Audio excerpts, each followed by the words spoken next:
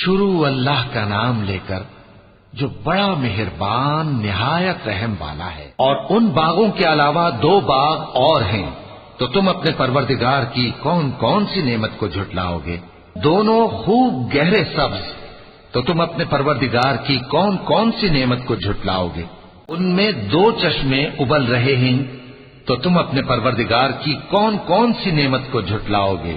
ان میں میوے اور کھجوریں اور انار ہیں، تو تم اپنے پروردگار کی کون کون سی نعمت کو جھٹلاؤ گے؟ ان میں نیک سیرت خوبصورت عورتیں ہیں، تو تم اپنے پروردگار کی کون کون سی نعمت کو جھٹلاؤ گے؟ وہ حوریں ہیں جو خیموں میں محفوظ ہیں، تو تم اپنے پروردگار کی کون کون سی نعمت کو جھٹلاؤ گے؟